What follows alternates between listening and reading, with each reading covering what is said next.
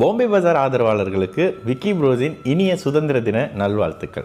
கன்னிராசிக்காரங்களுக்கு இந்த ஆகஸ்ட் 2025 எந்த மாதிரியான அமைப்புகள் இருக்கக்கூடிய ஒரு காலகட்டம்.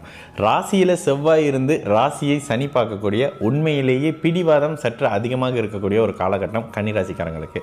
எல்லா வகையிலும் நான் செய்கிறது தான் சரி, நான் சொல்கிறது தான் ரைட்டு, நான் சொல்கிறது தான் கேட்கணும் அப்படின்ற மாதிரியான எதுலேயும் ஒரு துடுக்குத்தனமான ஒரு செயல்பாடு இருக்கக்கூடிய ஒரு காலகட்டமாகவே கன்னிராசிக்காரங்களுக்கு இந்த ஆகஸ்ட் மாதம் முழுக்கவும் இருக்கும். கடுமையான பிடிவாத குணம், கடுமையான ஒரு மாதிரியான பேச்சுவார்த்தைகள், கணவன் மனைவி காதலர் அமைப்புகளில் ஒருத்தருக்கு ஒருத்தர் பிரச்சனையான அதிகமான வாக்குவாதங்கள் செய்யக்கூடிய அமைப்பு அப்படின்ற மாதிரி உங்களை நீங்கள் எங்கே இருந்தாலும் பிரச்சனைகள் தேடி உங்களை வரக்கூடிய ஒரு காலகட்டம்ங்க. என்னங்க பண்ணுறது, இப்படி தான் இருக்குது, இங்கே முன்ன போனால் இடிக்குது பின்ன போனால் கிடைக்குது அப்படின்ற மாதிரியான விஷயங்களில் எதுக்கும் பெருசாக ரியாக்ட் பண்ணாமல் இருக்கணும் இந்த காலகட்டத்தில். ஆனால் அதுதானே ரொம்ப பெரிய கஷ்டம். சுற்றி நியாயம் இல்லாத விஷயம் நடக்குது, சுற்றி பிரச்சனையாக நடக்குது, கேட்க போனால் நான் தப்புன்றாங்க அப்படின்னுவீங்க கன்னிராசிக்காரங்க. கன்னிராசிக்காரங்களுக்கு உண்மையிலேயே சற்று சாதகம் இல்லாத நிலை. ராசி கடுமையான பலவீனம். ஒரே ஒரு நல்ல விஷயம் என்ன, உங்களுக்கு 11ஆம் இடத்துல இருக்கக்கூடிய ராசிநாதன் அப்படின்றதும் 6ல் இருக்கக்கூடிய ராகு, இவங்க 2 பேர் தாங்க ஆதரவு. ஆனாலும் அந்த ராகுவை குரு பார்க்கறது அப்படின்றது இந்த 6ஆம் பாவகத்தினுடைய கடன் உருவாகக்கூடிய அமைப்பு, எதிர்ப்புகள் உருவாகக்கூடிய அமைப்பு, எதிரிகள் உருவாகக்கூடிய அமைப்பு அப்படின்ற மாதிரி ஏதோ மாதிரியான பிரச்சனைகள் நடந்துகிட்டே இருக்கக்கூடிய ஒரு காலகட்டம். எதையுமே எடுத்தோம் கவுத்தோம் அப்படின்னு எதையும் செஞ்சிடாதீங்க. சற்று நிதானமாக இருக்கக்கூடிய அமைப்பு. ராசியில் செவ்வாய் இருந்தாலே ஒரு மாதிரி எரிச்சலாகவே இருக்குங்க. யார் என்ன பேசினாலும் எரிச்சலாக இருக்கும், படபடப்பாக இருக்கும். விருட்டுன்னு ஒரு விஷயம் பண்ண போவீங்க, அடிபட்டு கையில் காயம் வரும், அடிபட்டு காலில் காயம் வரும், ரத்தம் வந்துக்கிட்டே இருக்கும், ரத்தம் வர மாதிரியான சம்பவங்கள் நடந்துக்கிட்டே இருக்கும். இந்த மாதிரி அமைப்புகள் இருக்கும். மாணவர்களுக்கு படிக்கிற இடத்துல இருக்கிற பிரச்சனைகள் சற்று அதிகமாக இருக்கும். மன நிம்மதியோட மாணவர்களுக்கு படிக்கிற இடத்துல டைம் செலவு பண்ணவே முடியாதுங்க. அதாவது பெற்றோர்கள் இந்த இடத்துல பிள்ளைகளுக்கு ஏதாவது புல்லிங் மாதிரி விஷயம் இருக்குதா, இல்லை ஸ்கூலில் ஏதாவது பிரச்சனை இருக்குதா, யாராவது அவமானப்படுத்துகிறாங்களா, ரேகிங் பண்ணுறாங்களா அப்படின்ற மாதிரியான விஷயத்தை சற்று கவனமாக பாருங்கள். குழந்தைகளுக்கு இப்போ படிப்பில் ஆர்வம் இல்லாமல் போகிறதுக்கும் படிப்பை டிஸ்ட்ராக்ட் பண்ணுறதுக்கான சம்பவங்களும் இப்போ நடக்க ஆரம்பிக்கும். அது காதலான அமைப்புகளாக இருக்கலாம், பிரச்சனையாக இருக்கலாம், பூலி மாதிரியாக இருக்கலாம், ஸ்கூல் சம்பவங்களாக இருக்கலாம், சில இடங்களில் டீச்சர்ஸை கூட பிரச்சனை பண்ணக்கூடிய அமைப்புகள். இந்த மாதிரியான அமைப்பு மாணவர்களுடைய படிப்பை கவனம் சிதற வைக்கக்கூடிய தன்மை அப்படின்ற மாதிரி இருக்குங்க. மீண்டும் 3வது வருஷமா பாம்பே பஜார் தீபாவளி டூர் நாடெங்கும் களத்துல இறங்க போறோம். ஷாப்பிங் பண்ண நீங்க ரெடியா? நீங்களும் ஆன்லைன்ல பிசினஸ் செய்றீங்களா?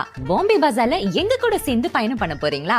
வாங்க ஒண்ணா சேர்ந்து களத்துல இறங்குவோம். மாதம் முழுவதும் ராசிநாதன் 11ல் இருக்கிறது. பிரச்சனை வரும் தீரும், வரும் தீரும், வரும் தீரும்ன்ற அமைப்புகள் இருந்தாலும் மனம் ஒரு நிதானமான அமைப்புகள் இருக்காது. நைட்டு தூக்கம் வராது, ஒரு மாதிரி படபடப்பாகவே இருக்கும். தப்பா இருக்கேன்ற மாதிரியான விஷயங்கள் இருக்கும். புதுசு புதுசாக சிக்கல்கள் வந்துகிட்டே இருக்கிற மாதிரி இருக்கும்.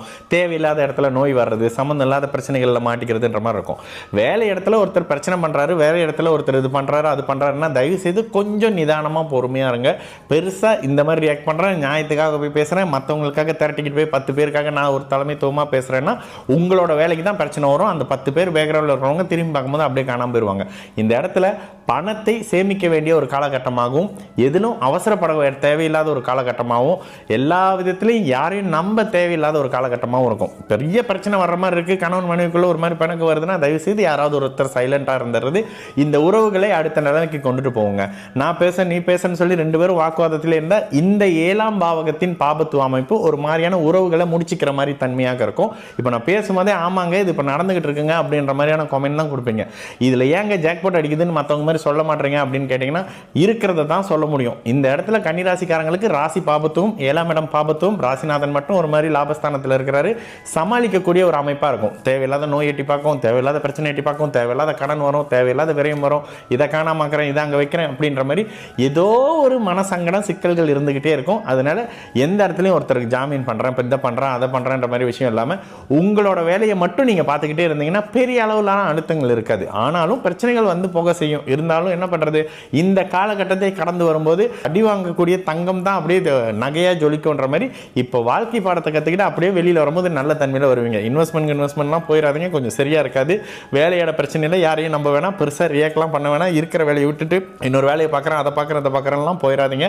வேலை கிடைக்கிறதே 2 வருஷத்துக்கு திண்டாட்டமாயிரும். அப்போது ஒட்டுமொத்தமாகவே ராசியின் பாபத்துவ அமைப்புகளில் கன்னிராசிக்காரங்களுக்கு ஒரு மாதிரி பதட்டமான எரிச்சலான ஒரு மனநிலை இருக்கக்கூடிய ஒரு காலகட்டமாக இருக்கும். வயதானவர்கள்லேருந்து குழந்தை வரைக்கும் எல்லா வகையிலையும் சற்று நிதானமாகவும் சைலண்டாகவும் எதற்கும் ரியாக்ட் பண்ணக்கூடாத ஒரு மாதமாக இந்த ஆகஸ்ட் 2025 சகல தரப்பு கன்னிராசிக்காரங்களுக்கும் இருக்கும். கன்னிராசிக்காரர்களுக்கு சந்திராஷ்டம நாள் ஆகஸ்ட் 14ஆம் தேதியிலிருந்து ஆகஸ்ட் 16ஆம் தேதி 2025 அப்படின்றனால வாழ்க்கைக்கான முக்கிய முடிவுகள் இருக்கிறதோ, ஒரு முக்கிய நபரை போய் பார்க்கறதோ, புதிய தொழில் தொடங்குறதோ, ஏதோ ஒரு விஷயத்தின் சுப தொடக்கங்களையும் பண்ணாமல் இருக்கிறது இன்னும் வரக்கூடிய பிரச்சனை பிரச்சனையிலிருந்து உங்களை காப்பாற்றி வைக்கக்கூடிய ஒரு காலகட்டமாக இருக்கும்.